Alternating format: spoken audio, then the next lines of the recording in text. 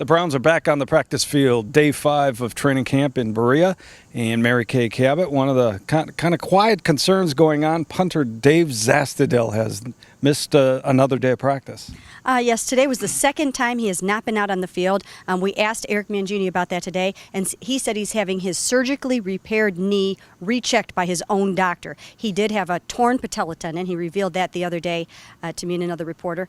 And so it's a little bit of a concern. That's a tough injury to come back from, and the fact that he's going and having it rechecked must mean that maybe there's at least a little bit of a concern, although Eric Mangini downplayed it a little bit and said that that's not uncommon. A couple of other injured guys of note. Shawn Rogers, what's the latest with him?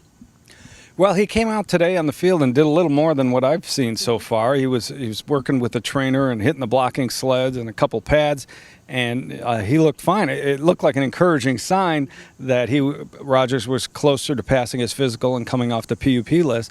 But then Eric Mangini said no, he's a ways away, not close yet. No information other than that from him.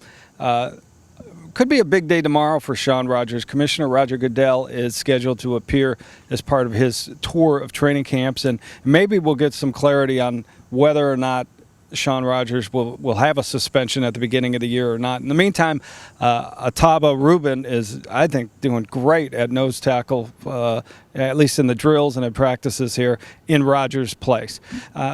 Again, we're going to take a look at another position today, Mary Kay, in the absence of a lot of news. Let's look at wide receiver. It's probably at the top of every fan's list as to what's going to happen there.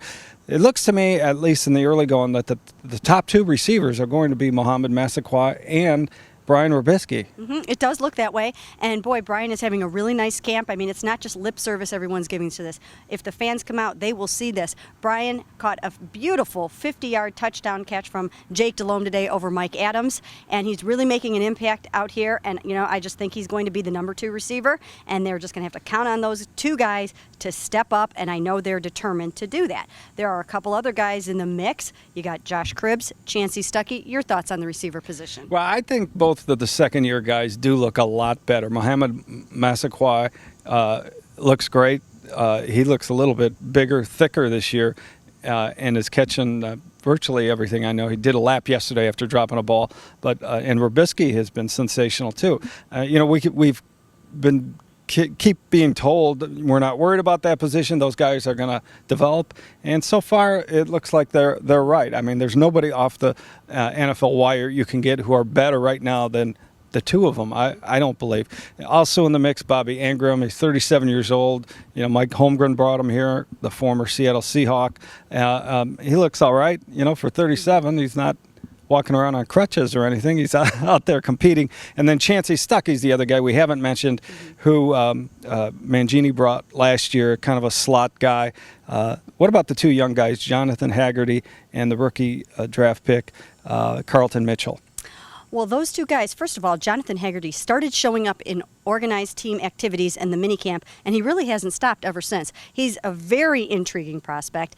He looks good. I mean, if nothing else, I think he will end up on the practice squad. Good developmental player. And maybe same thing for Carlton Mitchell, although I guess there's a chance Carlton could make the final roster. But, you know, he's a big, tall, rangy player, somebody that's going to make an impact for this team, I think, if not this year, then pretty soon thereafter. And on another note, I think they're going to be using the tight ends so much in the passing game that they're not as worried about not having anyone to throw the ball to. They're throwing it to Ben Watson a ton.